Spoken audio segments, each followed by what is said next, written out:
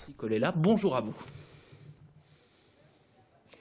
Bonjour à tous, bienvenue dans le tout nouvel espace enfant de la Maison des Parents, juste à côté, ici à Dijon, du centre hospitalier. Alors c'est une maison des parents, mais évidemment ce titre ne rend pas compte de toute la réalité. On va détailler ça juste maintenant avec vous, Henri Mazuet. Vous êtes le président de l'association Une Maison de Parents en Bourgogne. Donc c'est une maison pour les parents qui accompagnent les enfants hospitalisés, mais pas seulement, dites-nous. Donc vous avez raison, c'est une maison pour les parents qui accompagnent des enfants hospitalisés, mais seulement pour une part, puisque nous avons 30% de fréquentation qui concerne des enfants.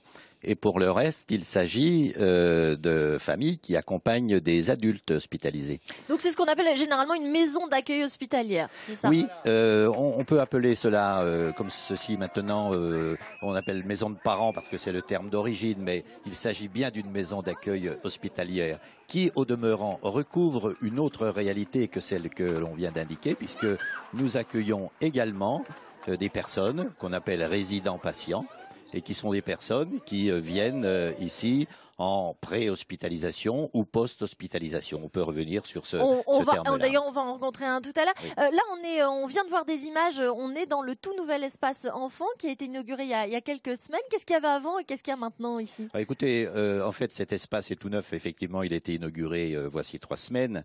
Avant, il y avait d'autres locaux qui n'étaient pas aménagés du tout de cette manière.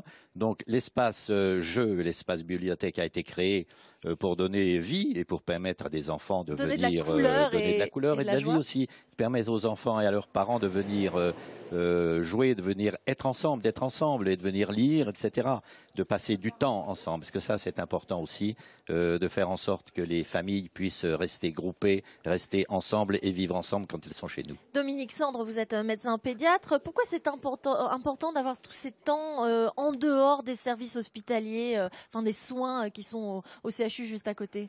Alors, il faut comprendre une chose. Cette maison, elle est née d'une initiative personnelle d'une mère qui avait un enfant hospitalisé.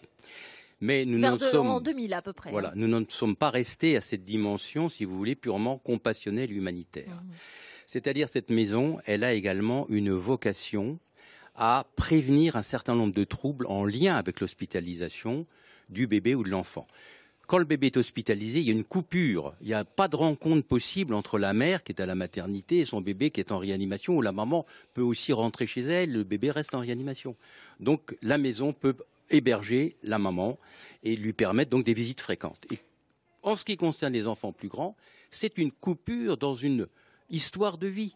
Une coupure qui est terrible, c'est un cataclysme. Donc il faut pouvoir permettre à ses parents de retricoter cette histoire de vie. D'où le terme de maison. Voilà, en leur permettant de vivre à proximité du lieu d'hospitalisation de l'enfant et également de permettre à la fratrie de venir les grands frères, les petits frères et de visiter cet enfant hospitalisé, leur frère ou leur sœur.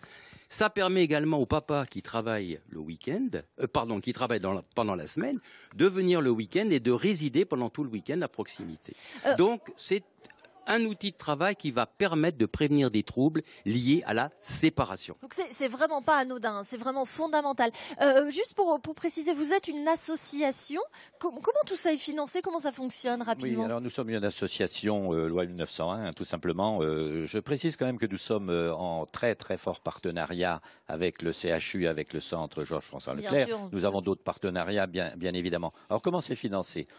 Très rapidement, pour ce qui est du fonctionnement, nous avons un financement partiel par la CARSAT, l'assurance maladie donc, et également par les établissements de soins dont je viens de vous parler, pour ce qui est de la partie résident-patient. Et puis, pour ce qui est des familles, il y a un reste à charge qui est plus ou moins important, mais qui est relativement peu important compte tenu du coût qui, au maximum, est de 35 € par nuitée. Ce qui est faible. Merci beaucoup, messieurs. Il y a la fondation aussi des hôpitaux de Paris et Petite-France. Sur la partie investissement, cette fois, on est sur un autre terrain qui est comment est-ce qu'on peut financer de tels locaux.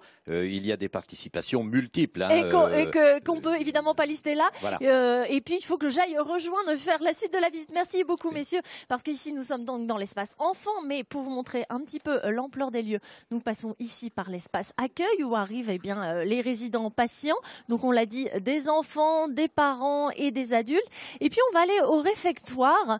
Ici on entretient, on peut se commander un plateau repas ou on peut aussi cuisiner soi-même puisqu'on est aussi en autonomie. C'est l'avantage du lieu. Et nous retrouvons Michel Larbouillat. Alors vous êtes résident patient ici et puis Samir Jouini, maître de maison. Michel Larbouillat, pourquoi vous êtes ici à la maison des parents ? Je suis à la maison des parents parce que je suis soigné au centre Leclerc.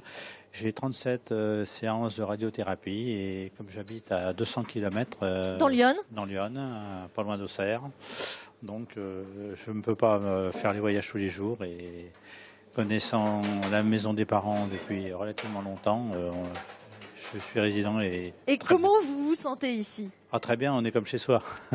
Le personnel est très agréable, les locaux, tout est bien arrangé, tout est pensé pour rendre la vie facile aux patients et il y a une très bonne ambiance. Et rien à voir avec l'hôtel ? Ça n'a rien à voir avec l'hôtel, c'est l'esprit familial, famille. Et ça, c'est votre travail, Samir Jouini, en tant que maître de maison, de communiquer cette chaleur. Qu'est-ce que vous essayez de leur offrir au maximum aux résidents patients qui sont ici ? C'est un accompagnant au quotidien, dans le cadre notamment de monsieur, dans le cadre de ses soins, c'est d'être à proximité de l'hôpital et d'être accompagné par l'équipe salariée, l'équipe bénévole qui œuvre tous les jours au quotidien.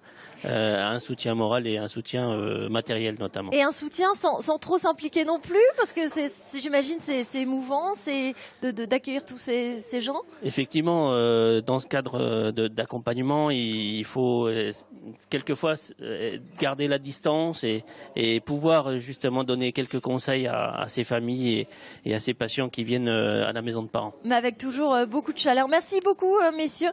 Et évidemment, cette maison des parents n'est pas toujours très connue, donc j'espère qu'on a fait un petit plus grand éclairage pour tous ceux qui un jour devront connaître peut-être une situation d'hospitalisation au CHU. Vous savez désormais que cette maison des parents à Dijon existe. Merci Florent.